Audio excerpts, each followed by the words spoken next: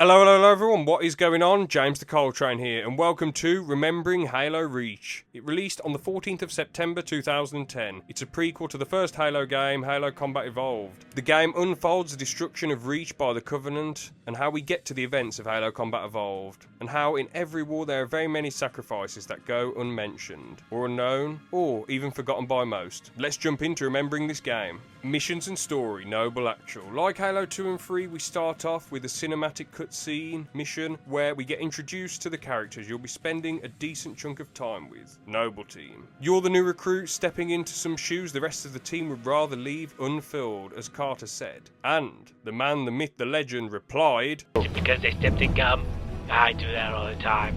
You'll notice straight away you're not playing as John 117, the Master Chief. You play as Noble 6, and you can customise him or her however you want, and those customisations will show up in gameplay and cutscenes. You can make your Spartan look extremely similar to a member of Noble Team, or make your Spartan look like an ODST, or even look like the Master Chief himself once you've ranked up and unlocked the armour and decided to spend your credits on whichever armour you want, I suppose. Noble Team don't seem particularly friendly. They come across as hardened soldiers, which makes sense as becoming a Spartan in the Halo universe isn't fun. Most of Noble Team were recruited as orphans to become Spartans, or kidnapped and then just having a bunch of steroids injected to themselves to become a big strong war machine. Quite a stressful process, I'd say.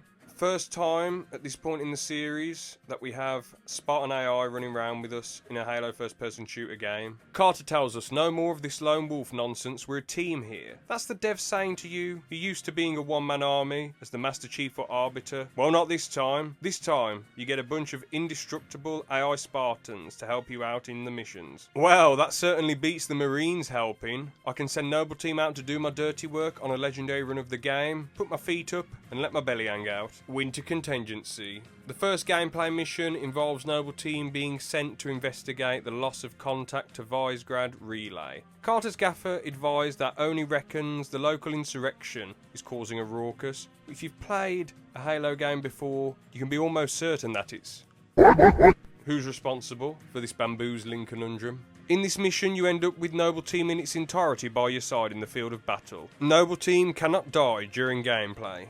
If you shoot them, or they get shot too many times, their Spartan shields will drop, but they won't die. They might utter a line or two about it though. Noble Team being indestructible is beneficial, especially in a legendary run like I mentioned before, just let them do all the heavy lifting. This is the only mission where you have all of Noble Team together by your side. Every other mission is different combinations of Noble Team, or less of them too, so that you're gradually more independent throughout the game rather than relying on indestructible AI to sort out your issues. We get to talk to regular humans who live out in the sticks and they don't speak English. Only George can understand them. Them not speaking English adds to the mystery of what killed the guy's son in the field. I wonder who could they be who committed this atrocity. There's also an ostrich type creature, well multiple creatures, called Moa, and there's an achievement for killing 5 of them. Bungie, how dare you, how bloody dare you. This is a disgrace. Get Clarkson's farm on the case. Actually forget that, slack that all off, just get Gloria on him. Send me out with a bang. Squished face, that's what you get. Anyway, you find out it's the Covenant that are terrorising Reach. You throw down with elites, jackals and grunts throughout the mission. Instead of the Warthog being the first vehicle on wheels we get to drive, it ends up being some random car without a turret on the back, which is pretty useless, but at least George can balance on the back with his massive chain gun somehow. We get to Visegrad Relay and are overrun by coveys. Then we encounter a lady who just lost her dad, and then we have to go after some elites that ambush us and take a Marine away. Then it's ideal to use our night vision in this section. We had night vision in Halo 3 ODST, however I prefer Halo Combat Evolved and Halo 2's flashlight mechanic, as it makes encounters more intense in darker areas, as you only get a cone of light from the player's helmet, rather than full-blown night vision. I guess from a realism aspect though, night vision makes more sense as you're a teched up Spartan in the year 2552. Only sword base. Yourself and Kat are sent in to fight Covenant attacking sword base. After dealing with coveys in the first section, you get the option of picking up a target locator. This weapon lets you target a group of enemies for a UNSC dropship to land a few rockets on. I always tend to play this the same way, to be honest, point and shoot and take out the wraiths. However, I'm never usually able to take out both of them with one usage of the target locator. Usually, I need to use it twice. You get a Warthog and kill some coveys held up in outposts. You get to activate an AA gun and Carter says, "Cat, Noble Six! Back to base! Can't beat a good old Super Nintendo Chalmers joke. You get a Gauss hog or a Goss hog. Which I don't know why that's funny, but which is overpowered and fun. We fight a vehicle, as of the recording of this video, that is exclusive to this game, the Revenant. A roided up ghost with a passenger seat and a plasma cannon. You roll up to Sword Base and deal with some pesky hunters, which are basically bullet sponges in this game. You climb to the top of Sword Base with most of Noble Team with you as Carter's chilling somewhere. You shoot some Banshees and a Phantom, then Emil says... Marie made it. Boxed off, socks off. We meet Dr. Halsey and she's quite a job's worth, to be honest. She's just really obsessed with the task at hand. George mentions that a lady that they found was a daughter of one of Halsey's fellow scientists. But once she's aware of that information, she says... She was hiding in the... Irrelevant. And is purely interested in the Covenant. She may call Tana off of herself, because they have the same voice, but I don't know, I'd rather share a beer with Cortana than Halsey, to be honest. Halsey's a bit of a dragon. She kidnapped children and made them into massive Spartans, so she's a bit of a tit. Nightfall. You knock about with Jude in this mission, you get a sniper and can sneak up on enemies. You can do assassinations in this game, which is an animated killing sequence where you sneak up on an enemy from behind and a judo throw happens or a trip happens and then you stab the enemy. I prefer backsmack, as in this scenario, assassinations can alert the other enemies. You can go in guns blazing though if you want, but it's best to play it stealthy. You can shoot a fuel tanker to kill Covenant and stay back with your sniper to kill as many enemies as you can. You get the active camo armour ability, which turns you invisible, and it adds more layers to the stealthy gameplay. You fight more coveys and encounter big creatures. These are called Guta. Surprisingly, not as big a bullet sponge as the hunters are in this game, but they're fast and agile for big creatures. We come across geezers who have stolen weapons who are defending their planet instead of evacuating. You know what, fair play to the lads. June advises them the weapons are stolen, and then he proceeds to advise them that he's going to steal the weapons back. There's some pylons we have to destroy after taking coveys out there. The hunters, like I mentioned before, are just absolutely massive bullet sponges in this game, which is annoying. In the previous mission, there was way more ammo lying around, but in this mission, there's a lot of shotgun ammo, but it's not really ideal to take on two hunters. A shotgun. Shotgun, damn it! They're a way less viable option. We get past the hunter hassle, destroy the pylon, take out more enemies, then a cutscene showing a massive Covenant army. Then on to the next mission. Tip of the spear. Tally-ho, into battle, hey! As a kid, I thought we'd be getting into some massive battle within the actual gameplay itself, but obviously that ain't going to happen in a video game from 2010. Then, Noble Six and Cat. Bang!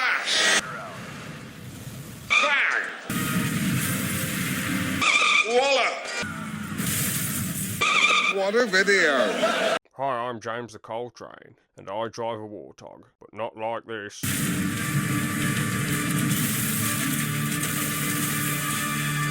Then we're thrown straight into battle with a grenade launcher in our hands. It's okay, but it feels a bit unpredictable. When you fire the grenades, it bounces everywhere. To be honest, straight away in this level, you really feel like you're in some big battle with turrets firing, banshees flying around, Covenant dropship, enemies firing. It's quite bombastic overall. You can see battles going on in the distance off the cliff as well.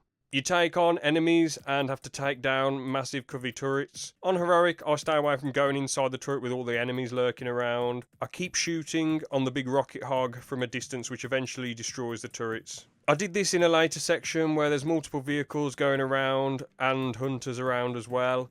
In this section, loads of Marines pop up, but they get annihilated quite quick on Heroic difficulty. We get a Falcon come down and we sit on the turret where we basically just hold the trigger button and go ham on hostiles. We fly through a force field which causes the ship to crash to the ground. We get some jetpacks to use in this section. We go up a gravity lift to the top of the spire, kill some enemies, then drop the shields. The frigate comes in and blows up the spire, then a giant covey ship destroys the frigate. I don't know, I didn't feel much when this happened. There wasn't any important characters on that ship. I understand it's sad, but they're just a bunch of random Marines and UNSC staff who we don't know. Minor nitpick. Very, very minuscule. Yeah, I thought I'd bring it up. This is the gaming channel. And James, be careful what you wish for. On to the next mission. Tally-ho! Long Night of Solace. Start off with a cool little cutscene with Kat coming up with a not-so-sanctioned plan to take it to the Covenant by breaking into a launch site to fly into space. This feels like quite an epic mission, split up into 3 sections. The first section is breaking into the launch site, then flying into space. Pretty cool scene, to be honest. Getting to fly in space in a Halo mission in 2010. Man, I felt like I was back in Star Wars Battlefront 2 playing that, the original one in 2005, when playing this Halo game in 2010. However, playing it as an adult, it's okay fun, but it just feels like it's going on slightly too long with all the ships that you have to take out. It's cool we finally have a space battle in Halo that we actually play through for once while flying spaceships. So like I say, the first two sections, the first section is breaking into launch site, second section's flying around in space. The third section, after destroying the ship's engines and destroying some phantoms, and sorry, not phantoms, serifs or whatever they're called, and banshees, we get to go into a covey ship and jump around with zero gravity, which is decent fun. Then we deactivate the shield controls and George and his posse of marines roll up. We take on the enemies, press a few buttons. The game is very generous with the amount of weapons we get in this mission, but we do get a lot of enemies as well. And remember my nitpick from the last mission, how we don't get any characters in the ship that blew up. Well, I'll let this legendary line play. Well, I got good news and bad news. This bird took some fire and our thruster gimbal is toast, which means the only way off this slag heap is gravity. And the good news? That was the good news. At current velocity, 53 seconds to end point. Yeah. Bad news is, time is fried. I'm gonna have to fire it manually. That's a one-way trip. We all make it sooner or later. Better get going, Six. They're gonna need you down there. Listen, Reach has been good to me. Time has come to return the favor. Don't deny me this.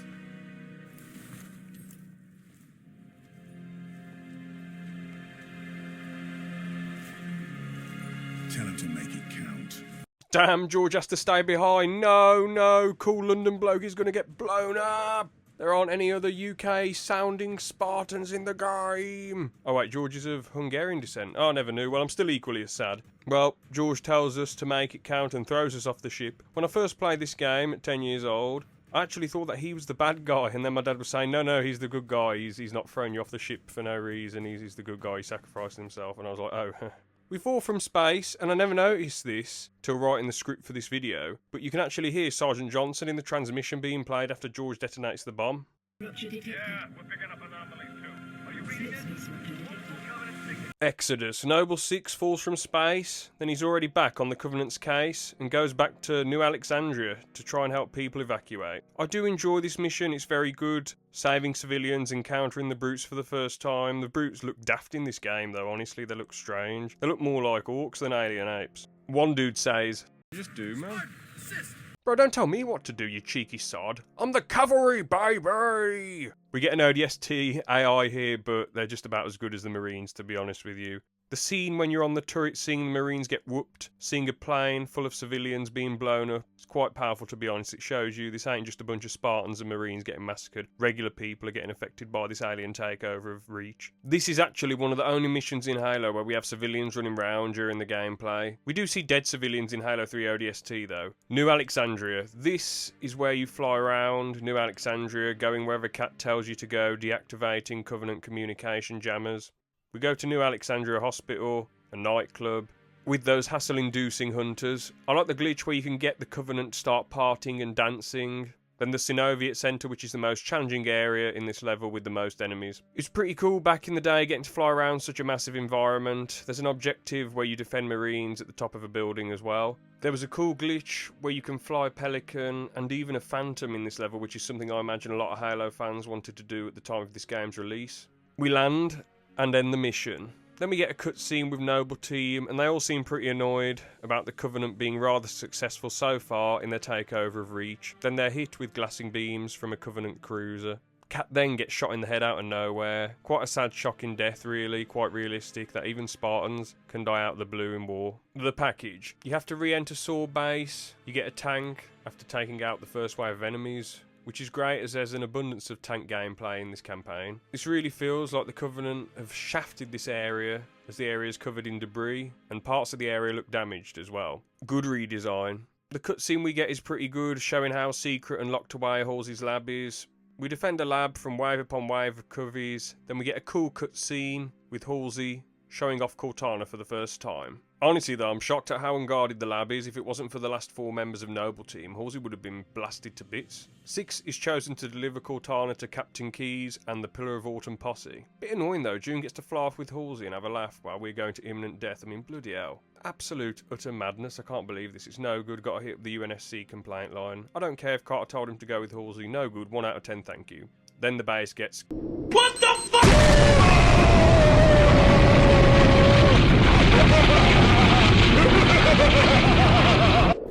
The Pillar of Autumn. This mission starts with Banshees coming after us and Carter tells us to jump out of the Pelican.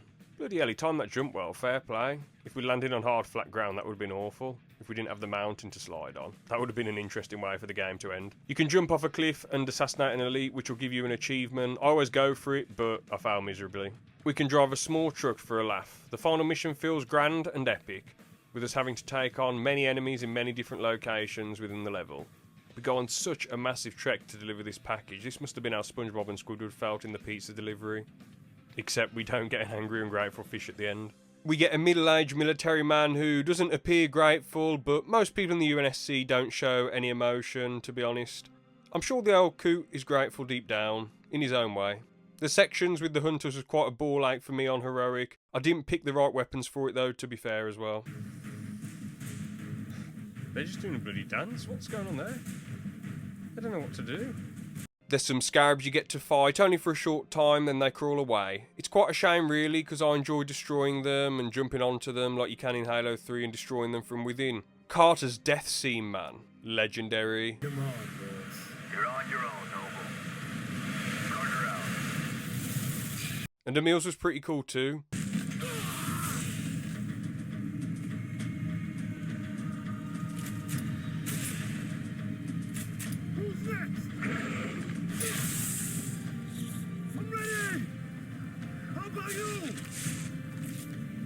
After Emil dies, you fight through more coveys and get to a turret at the top of the building and shoot phantoms, banshees, then fire at a covey cruiser before it fires its WMD at the Pillar of Autumn. You watch as the Halo Reach survivors escape, not knowing if you staying behind actually aided them in any way, whether the Pillar of Autumn people survived or not. You'll never know. Well, Noble 6 will never know if his sacrifice was in vain or not. And now he just has to focus on survival. Nice little message from Bungie at the end before 343 took over and updated it, and that's the game, boxed off. Oh wait.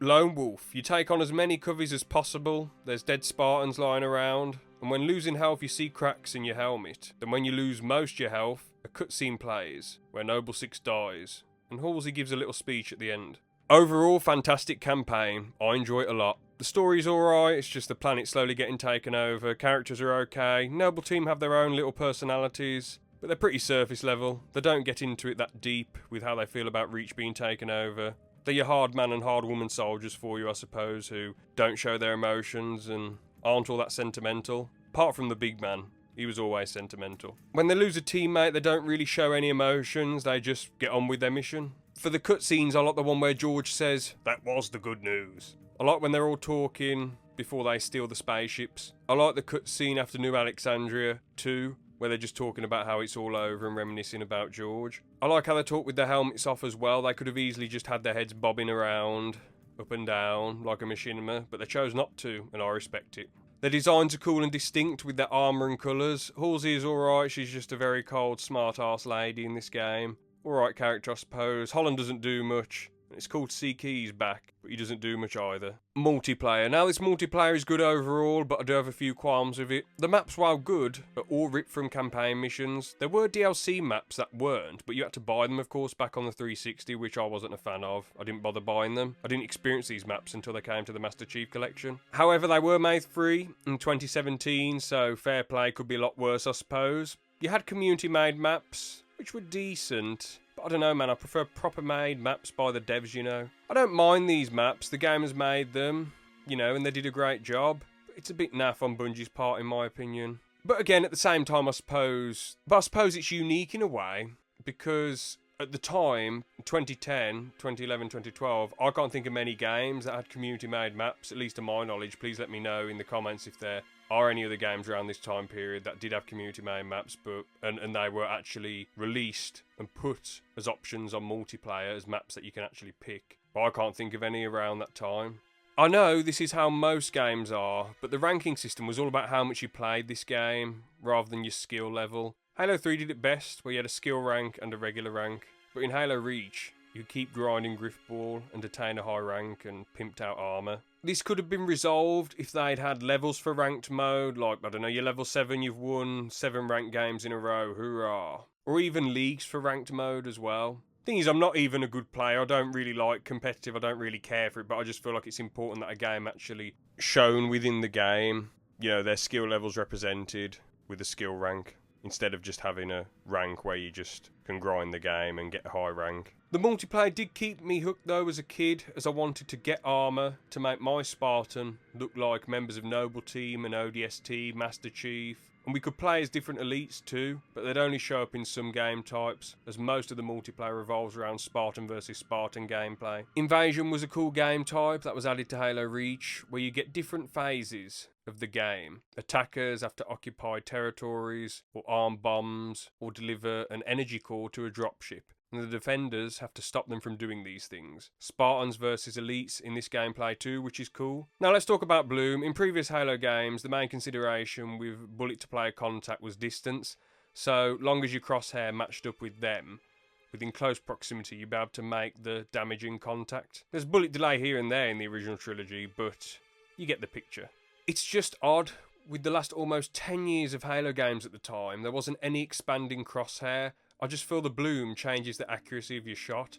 Now, as Halo Reach was my first Halo game, I didn't mind it, but after becoming acquired to how the original trilogy plays, I prefer there being no Bloom. You could just try and say, James, get good man, but I don't like it. It makes me not enjoy using the DMR in Reach too much. It's not make or break objectively, however my preference is no Bloom, thank you. Or, I don't know, make it expand less. End of the day, it's only one weapon which I don't enjoy using. It's not going to make the multiplayer suck. Now, armour abilities. Oh dear, bloody hell. I don't mind sprint too much. It changes how you play, being able to run up to someone and punch them with double melees. Halo isn't like most shooters, as there's quite a high time to kill. I think the balancing and gunplay without sprint is better, but it's got to be modernised eventually. I suppose it's an industry standard with most shooters. I dislike the jetpack in multiplayer. I used to like it as a kid, as I could get to the high ground and kill easier, but it takes skill away from the gameplay in my opinion. Armor lock is annoying too, as it ruins vehicle gameplay.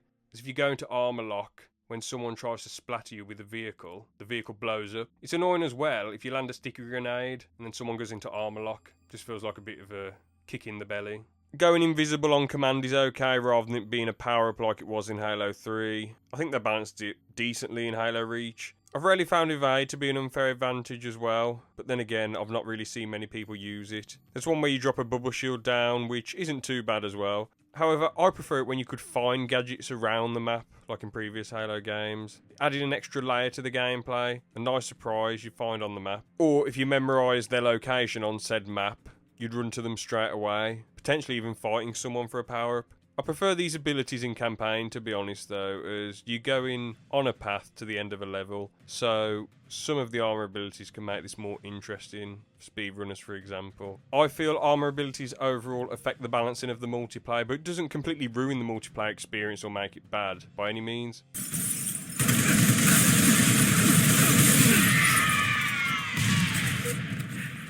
Random point, but I don't like using the Falcon in multiplayer on Halo Reach. You don't get a turret at the front of your Falcon, you only get 2 turretier seats on the left and right. No passenger seats though.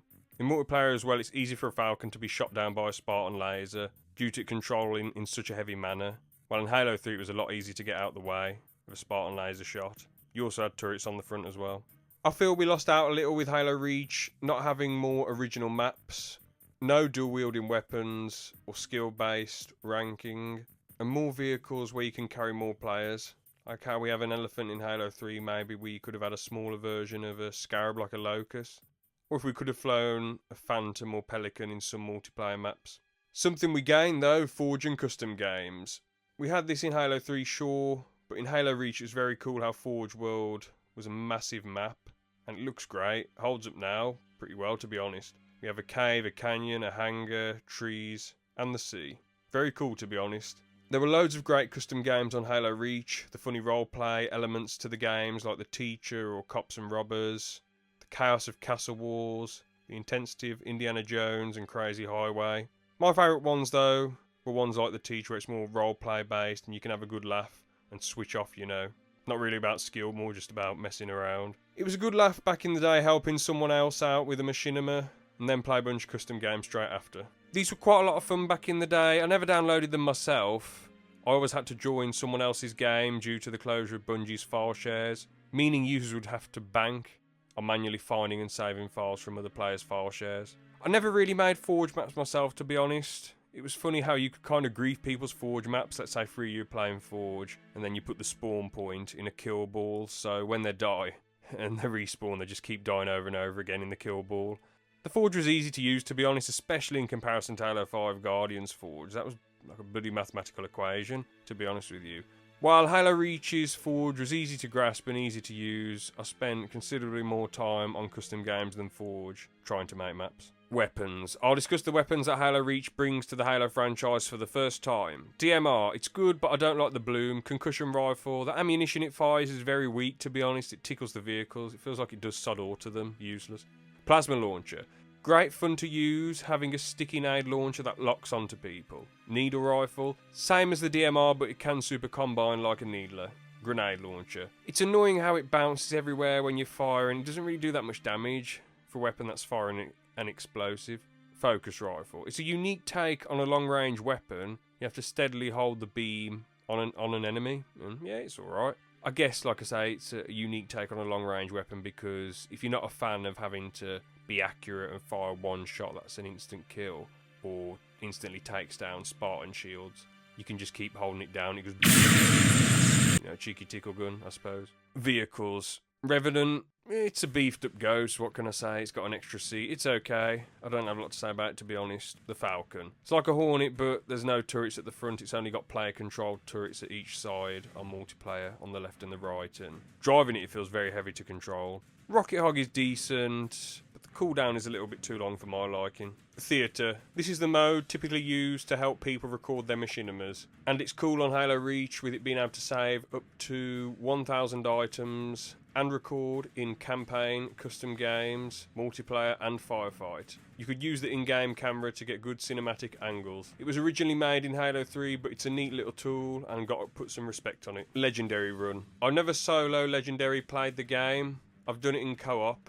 The best thing to do is let the other person run in and die over and over again so they keep respawning, they got their ammo, it's all good in the neighbourhood. It helps on Reach because you're able to play with 3 other people in the campaign, which you're unable to do in Halo Combat Evolved and Halo 2. I played solo heroic and found myself using the plasma pistol frequently to knock down the enemy shields and then use a precision weapon to get the cheeky headshot. I won't lie though, the legendary ending, right? All that hassle, completing a Halo campaign on legendary difficulty and all you get is Chief in the cryotube if you move your toggle stick. That's it. That's all you get. You move the toggle stick to the right and boom, Chief's in the cryotube in a cutscene. With legendary endings, I think you should at least get a cool cutscene and not just some little random Easter egg for all that effort. Maybe Sergeant Johnson discussing something with a Marine on the Pillar of Autumn, I don't know. Maybe Captain Keyes showing respect to Noble Six for staying behind, talking to one of his colleagues about Noble Six staying behind. I don't know, but something more than Master Chief in a tube.